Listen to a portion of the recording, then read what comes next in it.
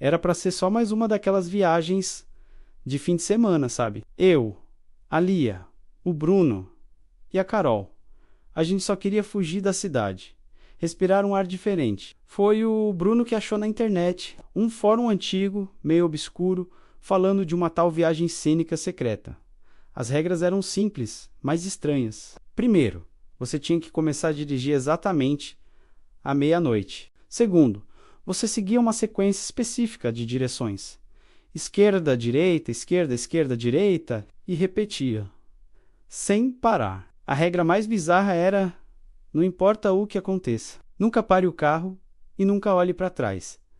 Achamos que era só uma brincadeira, um jogo bobo para deixar a viagem mais interessante. Então, à meia-noite em ponto, eu estava ao volante. Começamos a seguir a sequência: esquerda, direita, esquerda, esquerda, direita. No começo, era normal, ruas conhecidas, bairros familiares, mas depois de uns 20 minutos, as coisas começaram a ficar diferentes. As ruas ficaram mais estreitas, os postes de luz sumiram e uma névoa densa começou a subir do asfalto, envolvendo o carro. Que lugar é esse? A Carol perguntou, a voz um pouco trêmula.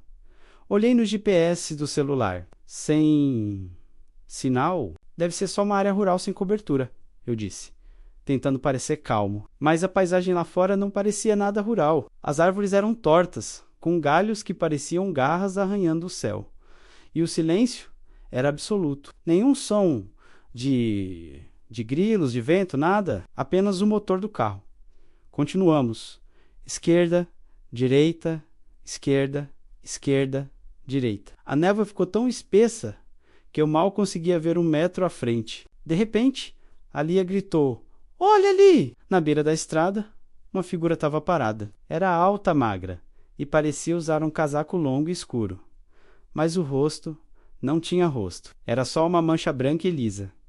Passamos unindo por ela. Meu coração batia tão forte que parecia que ia sair pela boca. O que era aquilo? O Bruno sussurrou.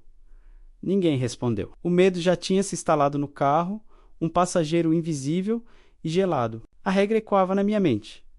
Não pare o carro, nunca olhe para trás. Eu mantive meus olhos fixos na estrada, minhas mãos suando no volante. Esquerda, direita, esquerda, esquerda, direita. A sequência era a única coisa que fazia sentido naquele pesadelo.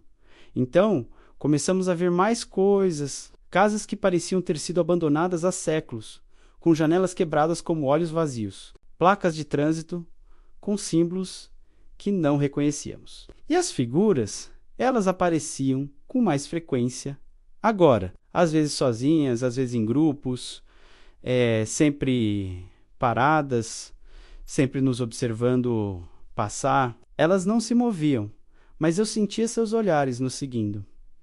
O rádio, que estava mudo, de repente ligou sozinho. Não era música, era uma estática cheia de sussurros, vozes distorcidas que pareciam dizer nossos nomes. A Carol começou a chorar baixinho. Eu quero ir para casa, ela soluçava. A gente só precisa continuar, eu disse. Mais para mim do que para ela, é só um jogo. Vai acabar. Mas eu não acreditava mais nisso. O pior momento foi quando vimos um carro parado na beira da estrada. Era idêntico ao nosso, mesma cor, mesmo modelo. Dentro, 4 figuras estavam sentadas, imóveis, com os rostos virados para nós enquanto passávamos. Seus rostos eram borrões, como os da primeira figura que vimos. Por um segundo, eu pensei em parar, mas a regra era clara. Nunca pare.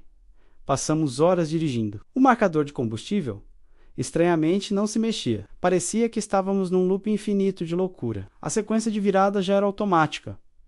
Esquerda, direita, esquerda, esquerda, direita. A cada ciclo, a realidade parecia se desfazer um pouco mais. O céu não tinha estrelas nem lua, era só um breu profundo. E as figuras na beira da estrada começaram a se mover. Elas não corriam, apenas se viravam lentamente para nos seguir com seus rostos vazios. Foi então que o Bruno quebrou. "Chega, isso não é real. É uma alucinação", ele gritou. Antes que eu pudesse impedi-lo, ele se virou e olhou pelo vidro traseiro. Eu vi o terror puro tomar conta do rosto dele. Ele não gritou, Ele apenas abriu a boca num espasmo silencioso, os olhos arregalados. Ele começou a tremer violentamente. Bruno, que você viu? A Lia perguntou, desesperada. Mas ele não respondia. Ele só ficava lá, tremendo e olhando para o nada. A tensão no carro era insuportável. A Carol estava encolhida, a Lia tentava acalmar o Bruno e eu só dirigia esquerda, direita, direita. De repente, uma luz forte brilhou à frente. Era um farol, um único farol, vindo em nossa direção. Comecei a buzinar, a piscar as luzes, mas o farol continuou vindo, direto para nós. Desviei no último segundo, o carro cantando pneus. Quando olhei pelo retrovisor, meu coração gelou. Não era um carro... Era uma daquelas figuras, mas essa tinha um olho só. Um olho brilhante e branco no meio do seu rosto liso. Ela estava flutuando a centímetros do chão. A gente não vai sair daqui, a Lia sussurrou, a voz sem esperança. Esse lugar, ele não deixa a gente ir embora. Não sei quanto tempo mais dirigimos. O tempo perdeu o sentido. A gasolina não acabava. A fome e a sede não vinham. Éramos prisioneiros naquele carro, naquele loop infernal.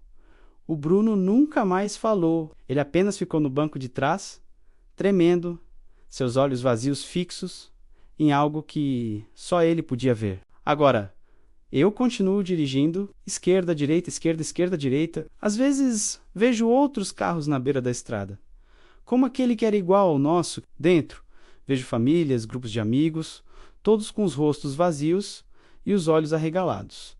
Eles quebraram as regras. Eles pararam ou olharam para trás. Nós ainda não paramos. E eu me pergunto, o que é pior? Parar e se tornar uma daquelas estátuas de horror na beira da estrada, ou continuar dirigindo para sempre nesse pesadelo sem fim, com a esperança de que a próxima curva nos leve de volta para casa? Uma esperança que diminui a cada virada. Esquerda, direita, direita. Se você está ouvindo isso e algum dia encontrar as regras para a viagem cênica secreta, por favor, queime o papel. Delete o arquivo. Esqueça que um dia leu sobre isso. Alguns jogos não foram feitos para serem jogados e algumas estradas não deveriam ser percorridas, porque no final delas não há destino.